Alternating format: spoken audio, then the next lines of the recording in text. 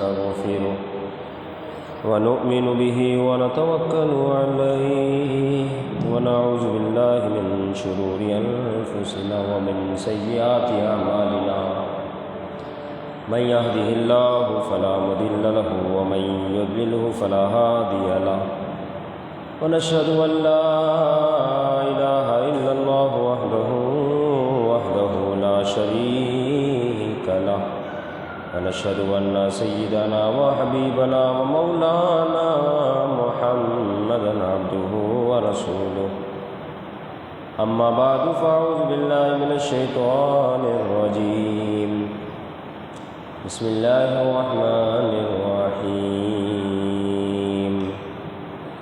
الرحمن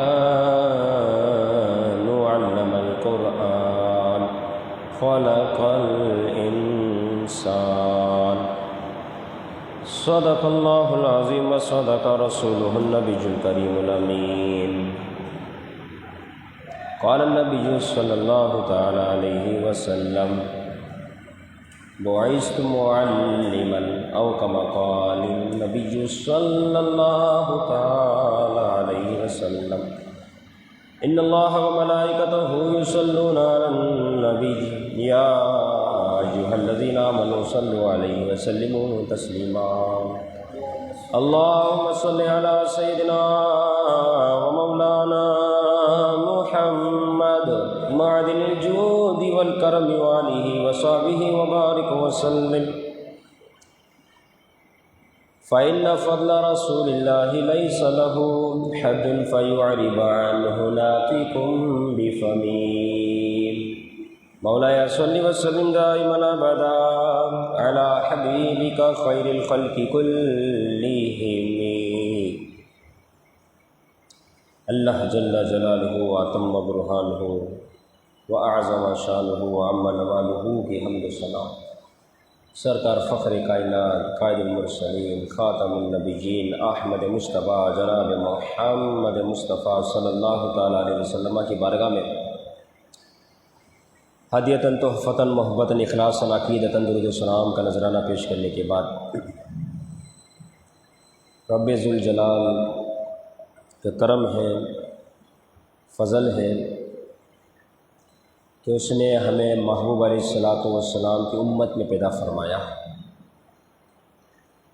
اور اس رب عز و جل کا کروڑا احسان ہے کہ ہمیں محبوب علیہ الصلاۃ والسلام کا سچا غلام بنایا اور اس عمل پر جس قدر شکر ادا کیا جائے اتنا کم ہے کہ اس نے محبوب علیہ الصلاۃ والسلام کا سچا عشق ہمیں عطا فرمایا۔ یقیناً محبوب کا دربار وہ اعلیٰ دربار ہے کہ جس کی آداب کے حوالے سے ہو اور جس کے قوانین و قاعدے کے اعتبار سے میرا رب خود حکم بیان فرماتا ہے۔ جو بادشاہ ہوتا ہے وہ اپنے قوانین خود بناتا ہے کہ میری یہ قانون ہے، آنا اس طرح ہے، جانا اس طرح ہے، سلامی اس طرح دینی ہے، بات اس طرح کرنی ہے، تو وہ اپنے قانون خود بناتا ہے اور حاکموں کے ذریعے رعایا پر عمل کرواتا ہے اور جو عمل کرتا ہے اس کو انعام دیا جاتا ہے، جو نہ کرے اس کو سزا دی جاتی ہے۔ لیکن یہ قانون ایک وقت تک ہے، جیسے بادشاہ اس دنیا سے رخصت ہوگا قوانین سارے ختم، اب نیا بادشاہ، نئے قانون، نیا دربار، سارے نئے نئے معاملات۔ اسی طرح اس بادشاہ کی سلطنت چاہے جتنی وسیع و عریض کیوں نہ ہو جائے، انسانوں ہی پر اس کی حکومت چلتی ہے، فرشتوں پر، جنات پر، حیوانات پر نہیں چلے گی۔ لیکن اسی روح زمین پر آسمان کے نیچے ایک ایسا دربار موجود ہے جس کے قوانین و آداب میرا رب خود بیان فرماتا ہے، اور اس دربار کی شان اتنی اعلیٰ ہے کہ جس طریقے سے ظاہری حیات میں اس دربار کا جو ادب تھا، ظاہری وصال کے بعد بھی وہ ادب اسی طریقے سے موجود ہے، اور اللہ نے اس سلطنت میں اتنی وسعت عطا فرمائی ہے، اتنی گہرائیاں عطا فرمائی ہے کہ ان کے قوانین، اس دربار کے آداب نہ صرف انسانوں پر چلتے ہیں بلکہ رب تعالیٰ کی جتنی مخلوق ہے تمام مخلوق پر اس دربار کے آداب کو لازم کرنا ضروری ہے، یہاں تک کہ فرشتے بھی آتے ہیں اس دربار میں تو اجازت کے بغیر داخل نہیں ہو سکتے، جنات بھی آتے ہیں اس دربار میں تو جھجکتے ہوئے جاتے ہیں، اسی طریقے سے حیوانات جب اس دربار میں آتے ہیں تو سجدہ ریز ہو جاتے ہیں، اور بے جان پتھر، درخت، شجر یہ خود اس دربار میں حاضر ہوتے ہیں تو کلمہ پڑھنا شروع کر دیتے ہیں۔ اس دربار سے مراد شفیع المذنبین، رحمت للعالمین، شاہ کون و مقام حضور علیہ الصلاۃ والسلام، شہنشاہ کونین، احمد مجتبیٰ، جناب محمد مصطفیٰ صلی اللہ تعالیٰ علیہ وسلم کا وہ دربار ہے۔ اس دربار کے آداب ہے جس کے آداب میں رب خود بیان فرمایا کہ تم جب اس دربار میں جاؤ تو اپنی آواز کو بلند نہ کرنا، کہیں ایسا نہ ہو کہ محبوب پر تمہاری آواز بلند ہو جائے۔ ایمان والوں کو واضح حکم دیا، اللہ رب العزت قرآن مجید میں فرماتا ہے، یا ایھا الذین آمنوا لا ترفعوا اصواتکم فوق صوت النبی، اے ایمان والو نبی کی آواز پر اپنی آواز کو بلند نہ کرو۔ یہ نبی کے آداب ہے، دربار کے آداب ہے، میرا رب بیان فرما رہا ہے۔ اللہ نے محبوب کو کتنی شانیں عطا فرمائی ہے، کتنی شانیں۔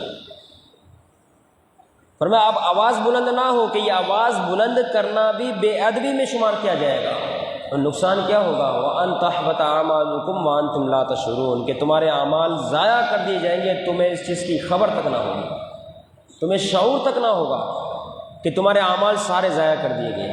اب عبادت رب کے لیے کی جاتی ہے، لیکن میرا رب ہو کر فرماتا ہے کہ تم اگر محبوب کا ادب بجا نہ لائے تمہاری عبادتیں ساری میں ضائع کر دوں گا، کیونکہ محبوب کا دربار، محبوب کی جو شان ہے وہ اللہ نے اتنی بلند فرمائی ہے۔ حضرت قیس رضی اللہ تعالیٰ عنہ اونچا سنتے تھے، اور جو اونچا سنتا ہے وہ بولتا بھی اونچا ہی ہے۔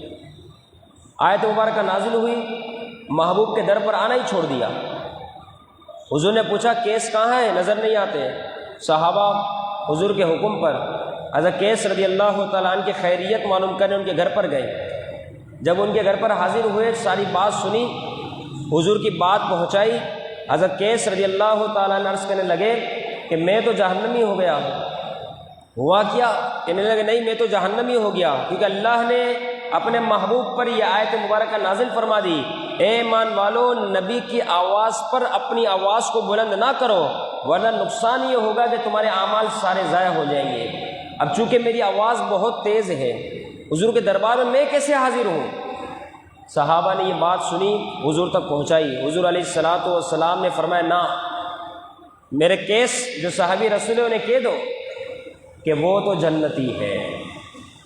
فرمایا وہ تو جنتی ہے، کیونکہ ان کی شان بہت اعلیٰ ہے، یہ حضور کے صحابی ہے، رائے کے دانے کے برابر بھی ان کی زبان ہو یا ان کا عمل ہو گستاخی کی طرف جا ہی نہیں سکتا، تصور ہی نہیں ہے۔ تو حضور علیہ الصلاۃ والسلام کے دربار کے جو آداب ہیں در حقیقت اللہ رب العزت خود بیان فرماتا ہے، اور یہاں تک کہ قاضی ایاز مالکی رحمہ اللہ نے شفا شریف میں لکھا، فرمایا حضور علیہ الصلاۃ والسلام کے ظاہری وصال فرما جانے کے بعد بھی آپ کی عزت اور حرمت، تعظیم و توقیر اسی طریقے پر لازم و ملزوم، ضروری، فرض اور واجب ہے جس طریقے سے آپ کی ظاہری حیات طیبہ میں ہوا کرتی تھی۔ حضور کو اللہ نے شان عطا فرمائی ہے، یہاں تک فرمایا کہ ایک شخص جو حضور علیہ الصلاۃ والسلام کے حجرے کے باہر سے آواز دے، اللہ رب العزت کو یہ عمل بھی محبوب نہیں، یہ عمل بھی پسند نہیں کہ محبوب کا حجرہ ہے، حضور کا دولت کھانا ہے، حضور آرام فرما ہے، کسی کی ہمت نہیں کہ باہر سے کوئی آواز دے۔ ایک جماعت آئی قبیلہ بنو تمیم کی، دوپہر کا وقت تھا، انہوں نے باہر سے پکارا، آواز دی۔ آپ علیہ الصلاۃ والسلام اپنے حجرے مبارکہ میں دولت خانہ میں آرام فرماتے ہیں، باہر آواز دی گئی۔ اب آواز دینے والے یہ بنی تمیم قبیلے کے کچھ لوگ تھے، دوپہر کا وقت تھا، آواز وہ دے رہے ہیں، محبوب کو بلایا جا رہا ہے، میرے رب کو ان کا یہ عمل کہ باہر سے پکارا جا رہا ہے، باہر سے آوازیں دی جا رہی ہے، میرے رب نے اس عمل کو ناپسند جانا، فوراً قرآن مجید کی آیت مبارکہ نازل فرما دی اور حکم لگا دیا کہ یہ کیا کرتے ہیں، یہ لوگ اس قسم کے کام کیوں کرتے ہیں؟ فرمایا ان الذین ینادونک من وراء الحجرات اکثرهم لا یعقلون، فرمایا بے شک وہ جو محبوب علیہ الصلاۃ والسلام کے حجر مبارکہ کے باہر سے آوازیں دیتا ہے، اکثرهم لا یعقلون، ان میں اکثر بے عقل ہے۔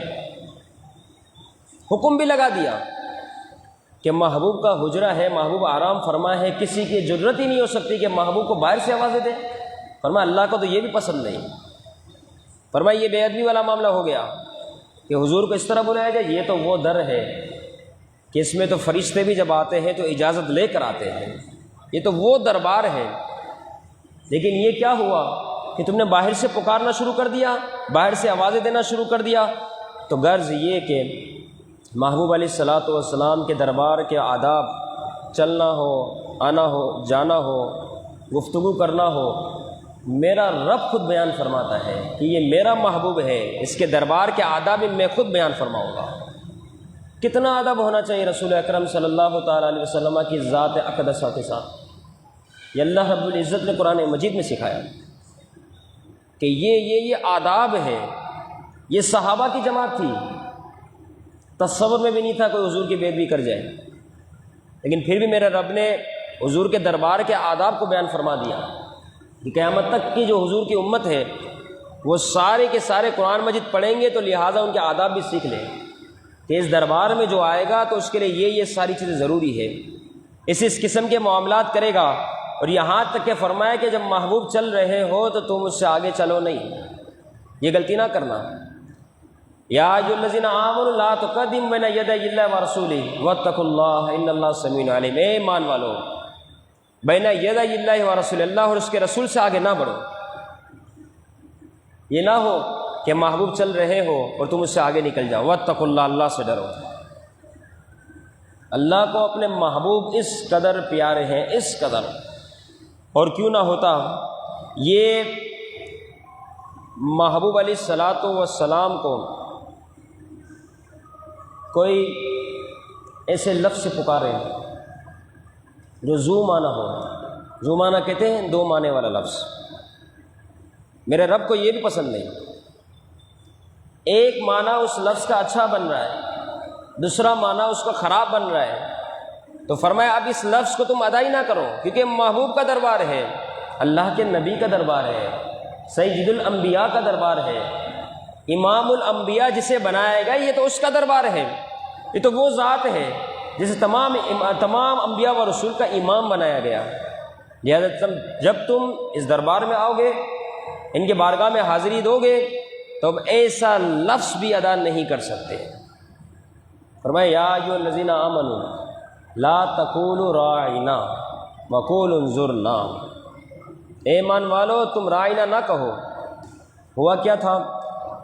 اور راعنا کا جو لفظ ہے وہ رعایت کے معنی پر ہے، رعایت، ہماری رعایت کیجیے۔ بظاہر اس لفظ میں کوئی خرابی ہے؟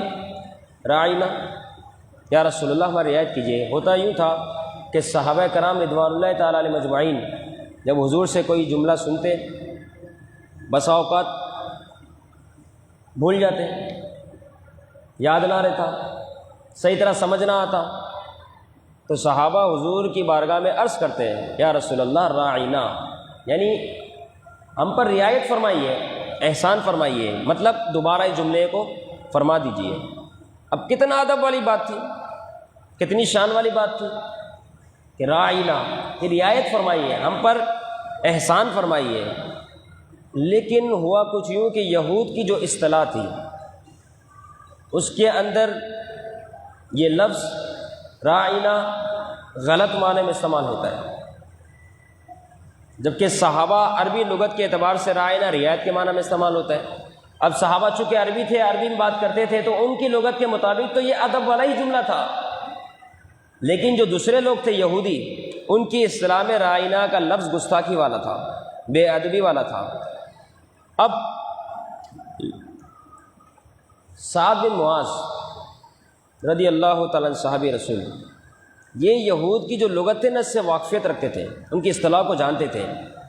یہود کو دیکھا کہ وہ آتے رسول اللہ کی بارگاہ میں کہتے راعینا، جیسے انہوں نے یہ لفظ یہود کے منہ سے سنا، سعد بن معاذ رضی اللہ تعالیٰ عنہ فرماتے اب دوبارہ تو نے اگر یہ لفظ اپنی زبان سے نکالا تیری میں گردن اڑا دوں گا۔ جب یہود نے اس بات کو سنا کہ صحابہ رسول ہمیں اتنی بڑی دھمکی، وہ کہنے لگے کیا بات ہو گئی، تمہارے اپنے لوگ تو خود یہ لفظ پکارتے ہیں رسول اللہ کی بارگاہ میں راعینا، اور ہم کہتے ہیں تم ہم پر ناراض ہوتے ہو اور اپنے لوگوں کو منع نہیں کرتے، تمہارے اپنے لوگ بھی تو یہ لفظ ادا کرتے ہیں۔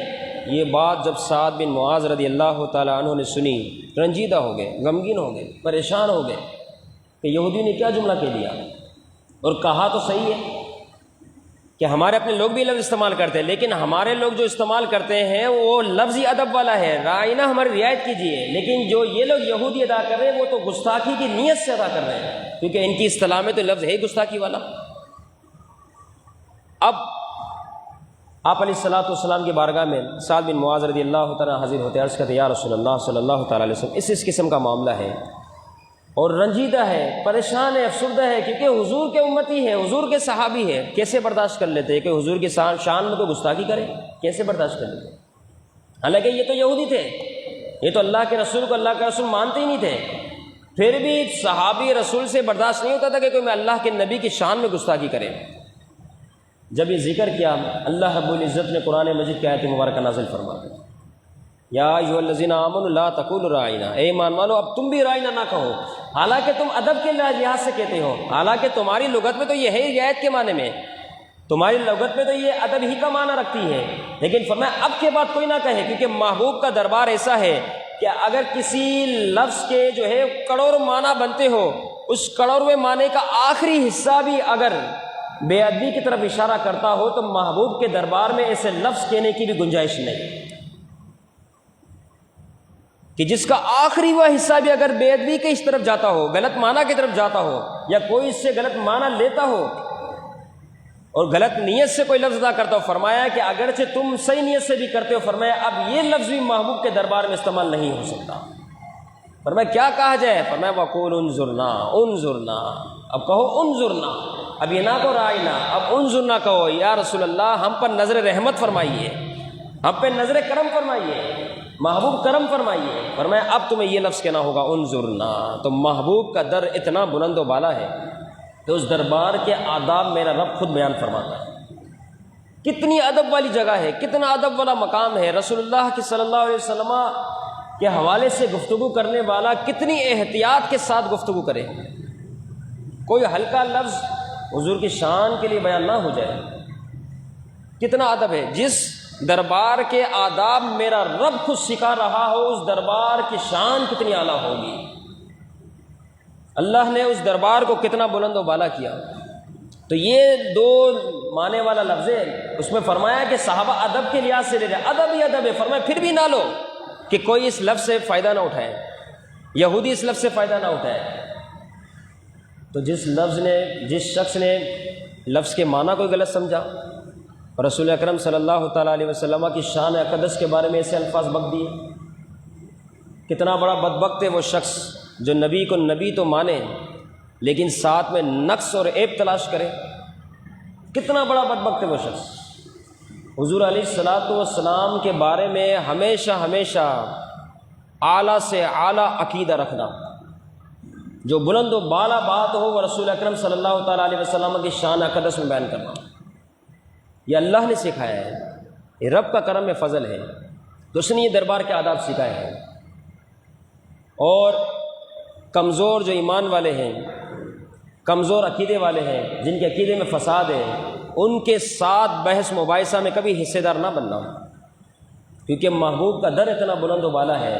ہمیں تو یہی عقیدہ لے کے قبر کے سپرد ہونا ہے، بلغ العلا بکمالہ کشف الدجا بجمالہ حسنت جمیع خصالہ صلوا علیہ وآلہ، محبوب کا در ہے۔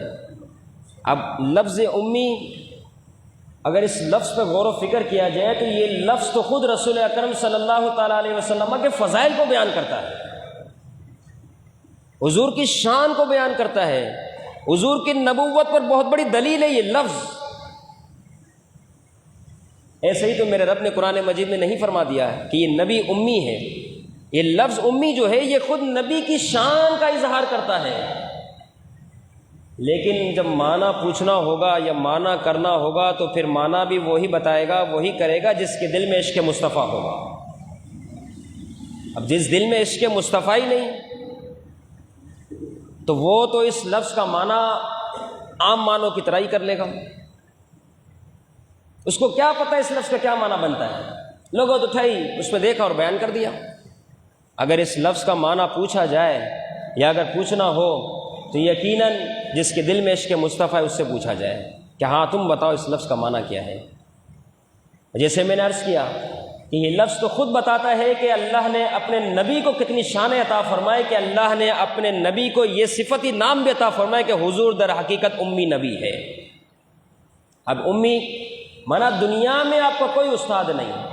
اب دیکھیں علم ہے نا، حاصل کیا جاتا ہے کس کے ذریعے؟ استاد کے ذریعے۔ کس کے ذریعے؟ کتابوں کے ذریعے۔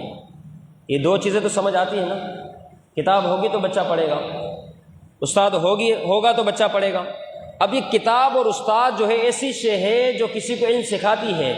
اب سیکھنے والا کتاب اور استاد کا محتاج ہے یا نہیں؟ سیدھی بات ہے، واضح۔ پڑھنے والا جس سے پڑھ رہا ہے استاد ہے، اس کا محتاج ہے۔ پڑھنے والا کتاب سے پڑھ رہا ہے، کتاب کا محتاج ہے۔ لیکن اللہ نے اپنے حبیب علیہ الصلاۃ والسلام کو یہ لفظ امی عطا فرما دیا، فرمایا میرے محبوب کی یہ شان ہے کہ یہ دنیا میں اس کا کوئی استاد نہیں۔ کیوں؟ فرمایا وجہ یہ ہے کہ استاد ہونا محتاج ہی ہے، ہم نے اپنے محبوب کو اپنے سوا کسی کا محتاج بنایا ہی نہیں۔ محبوب کی شان ہے۔ اب یہ لفظ تو خود حضور کی شان بیان کر رہا ہے، اور حضور علیہ الصلاۃ والسلام نے علم و حکمت کے کیسے کیسے موتی بیان فرمائے کہ دنیا آج تک حیران ہے، کیونکہ وہ نبی بھی ہے، وہ امی بھی ہے۔ یہ حضور کی شان ہے۔ اور بخاری شریف کے اندر حدیث مبارکہ موجود ہے کہ جن لوگوں کے عقیدے میں فساد ہے اور وہ لفظ ادا کر دیا، ہم تو ادا بھی نہیں کر سکتے۔ محبوب علیہ الصلاۃ والسلام نے لکھا ہے، مختصر حدیث میں سنا دوں۔ صلح حدیبیہ کے موقع پر خط تیار ہوا، حضرت علی سے وہ خط لکھوایا گیا رضی اللہ تعالیٰ عنہ۔ مولا علی کائنات رضی اللہ تعالیٰ عنہ نے اس خط کو لکھا، محمد رسول اللہ تحریر تھا اس میں۔ مشرکوں کے پاس گیا، مشرکوں نے یہ کہا کہ اگر ہم محمد کو اللہ کا رسول مانتے تو پھر تو کوئی بات ہی نہیں تھی، ہم یہی تو نہیں مانتے، لہٰذا اس خط سے اس لفظ کو مٹایا جائے۔ خط رسول اکرم صلی اللہ تعالیٰ علیہ وسلم کی بارگاہ میں حاضر ہوا، پیش کیا گیا۔ آپ علیہ الصلاۃ والسلام نے حضرت علی مولا کائنات رضی اللہ تعالیٰ عنہ سے فرمایا کہ علی محمد رسول اللہ کو مٹا دو۔ اب دیکھو صحابی تھے نا، کتنا عشق تھا۔ حضرت علی رضی اللہ تعالیٰ عنہ عرض کرنے کہ یا رسول اللہ صلی اللہ علیہ وسلم، خدا کی قسم میں اس لفظ کو کبھی مٹا ہی نہیں سکتا۔ علی ہو کے اس لفظ کو مٹائے محمد رسول اللہ؟ فرمایا میری یہ طاقت نہیں، منع کر دیا، میری یہ طاقت نہیں میں اس لفظ کو مٹاؤں۔ پھر محبوب علیہ الصلاۃ والسلام، بخاری شریف کے الفاظ ہیں، مسلم شریف کے اندر بھی موجود ہے، حضور علیہ الصلاۃ والسلام نے خود ان الفاظ کو مٹایا۔ اس کے بعد خود آپ علیہ الصلاۃ والسلام نے تحریر فرمایا محمد بن عبداللہ، حضور نے خود لکھا۔ تو لکھنا تو حدیث سے ثابت ہے، لیکن جن کی عقل خراب ہے، ختم ہے، جن کے عقیدے ہے ہی فساد پر، اور یہ کیوں ہے فساد پر؟ کہ انہوں نے نبی کو اپنی طرح سمجھا ہوا ہے، الیاذ باللہ ثم الیاذ باللہ۔ سب سے بڑا فساد یہیں سے شروع ہوتا ہے، کہتے ہیں نبی بھی تو بشر ہے ہماری طرح، الیاذ باللہ۔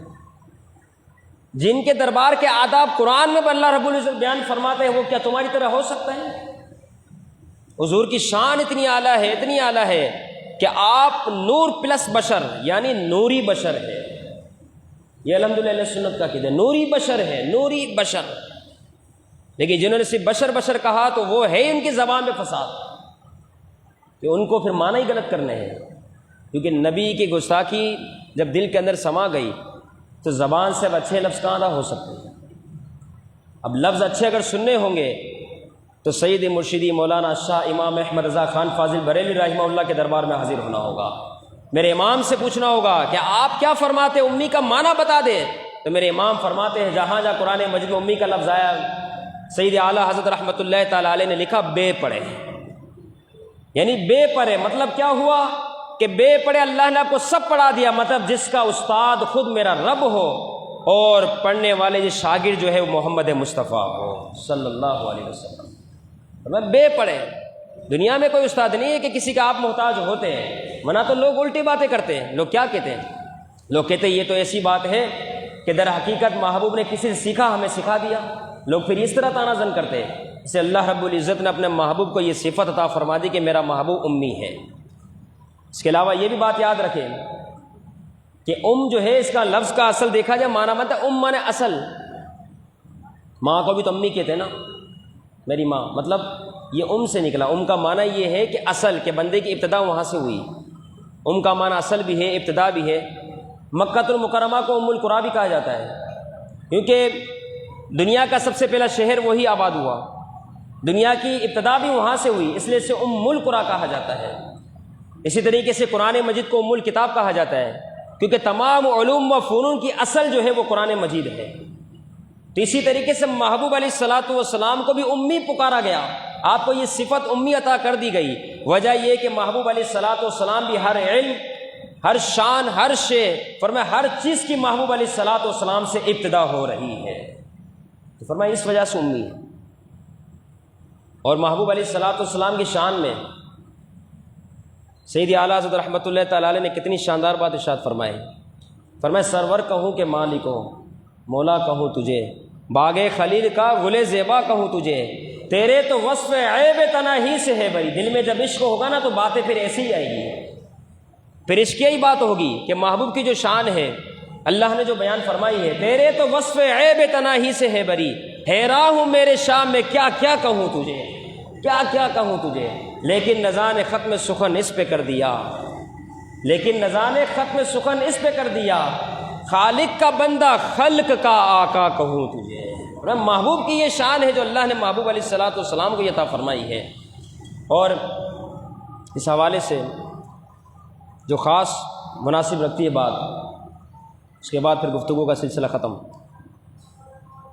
قرآن مجید میں میرا رب فرماتا ہے، جو خطبے میں آیت پڑھی گئی، الرحمن علم القرآن خلق الانسان، رحمان وہ ذات ہے جس نے قرآن سکھایا، خلق الانسان پھر انسان کو پیدا فرمایا۔ تو اس آیت مبارکہ کے تحت اگر دیکھا جائے، خود میرا رب ارشاد فرما رہا ہے کہ رحمان وہ ذات ہے جس نے قرآن سکھایا۔ قرآن کتاب ہے، سکھانے والا رب ہے۔ اب سکھانے والا رب ہے، کتاب کو سکھایا جا رہا ہے، تو سیکھنے والا بھی تو کوئی ہوگا، کسی کو تو سکھایا جا رہا ہے۔ مفسرین کا اس آیت پر اجماع ہے کہ اس سے مراد علم القرآن کس کو سکھایا؟ فرمایا محبوب علیہ الصلاۃ والسلام کو سکھایا، حضور کو سکھایا۔ اس پہ اجماع ہے، حضور کو سکھایا گیا۔ مفتی احمد یار خان نعیم رحمہ اللہ نے اس آیت کے تحت یہاں تو حد ہی کر دی، لکھا، آپ فرماتے ہیں کہ در حقیقت محبوب علیہ الصلاۃ والسلام شاگرد ہے، میرا رب استاد ہے جو ڈائریکٹ اپنے محبوب کو سکھا رہا ہے۔ یہ شان ہے اللہ رب العزت کے محبوب علیہ الصلاۃ والسلام کی۔ اور یہ ابتدا میں میرا رب نے فرمایا رحمان نے سکھایا، حالانکہ میرے رب کی تو اور بھی بہت ساری صفات ہیں، قہار ہونا بھی ہے، جبار ہونا بھی ہے، کیونکہ استاد جب پڑھاتا ہے تو ڈانٹتا بھی ہے، مارتا بھی ہے، سزا بھی دیتا ہے، لیکن میرے رب نے الرحمن کے ابتدا کی، اور ساتھ یہ فرما دے کہ رحمان نے جو بہت زیادہ مہربان ہے، اس نے اپنے محبوب کو سکھایا۔ تو یہ بات بھی بتا دی کہ ہم نے اپنے محبوب کو نہ سزا دی، نہ مارا، نہ ڈانٹا، نہ ڈپٹا، کوئی شے نہ، بلکہ ہم نے تو اپنی رحمانیت کے ساتھ اپنے محبوب کو قرآن سکھایا۔ اور ساتھ فرمایا الرحمن علم القرآن خلق الانسان، کہ رحمان وہ ذات ہے جس نے قرآن سکھایا، خلق الانسان پھر انسان کو پیدا فرمایا۔ اس سے یہ بھی پتہ چلتا ہے کہ تخلیق انسان سے پہلے بھی کسی کو قرآن سکھا دیا گیا تھا۔ آپ دیکھیں ترتیب دیکھیں، الرحمن، رحمان وہ ذات ہے، علم القرآن جس نے قرآن سکھایا، خلق الانسان پھر انسان کو پیدا فرمایا۔ تو اس سے بھی واضح طور پہ مفسرین کرام نے نقطہ اٹھایا، فرمایا یہ بھی چیز واضح طور پہ نبی کے فضائل کو بیان کر رہی ہے کہ جس طرح مفسرین کا اجماع ہوا کہ اللہ نے اپنے محبوب کو ڈائریکٹ قرآن سکھایا، تو فرمایا جب قرآن سکھایا تو اس کے بعد خلق الانسان کہ اب انسان کی تخلیق ہوئی، یعنی تخلیق انسانیت سے پہلے بھی جس ہستی کو علم عطا کیا گیا وہ محبوب کی ذات ہے۔ اللہ رب العزت محبوب علیہ الصلوۃ والسلام سچا عشق نصیب فرمائے، حضور سے سچی محبت نصیب فرمائے۔ جب دل میں عشق مصطفیٰ سما جائے تو یقیناً زبان سے پھر اچھے الفاظ ہی ادا ہونے ہیں، محبوب کے فضائل ہی بیان ہونے ہیں، لیکن جس دل کے اندر گستاخی ہے، جس دل کے اندر بے ادبی ہے، تو پھر اس زبان سے ایسے ہی الفاظ ادا ہونے ہیں جس میں گستاخی ہی گستاخی ہوگی۔ اللہ تعالیٰ ایسے شرارتی لوگوں سے اور ان کی صحبتوں سے تمام مسلمانوں کو محفوظ فرمائے، اور اپنی نبی کی شانوں کو ڈنکے کے چوٹ پر بیان کرنے کی توفیق عطا فرمائے، کیونکہ محبوب کے فضائل وہ ہے۔ شرف الدین بوصیری رحمہ اللہ نے لکھا، فإن فضل رسول اللہ ليس له حد فيورب عنه الناطق بفمه، فرماتے ہیں کسی زبان میں وہ طاقت ہی نہیں کہ نبی کی تعریف کی جو حد ہے وہ زبان بیان کر سکے، کیونکہ اللہ نے اپنے حبیب کو اتنی شان عطا فرمائی ہے۔ وما علینا الا البلاغ۔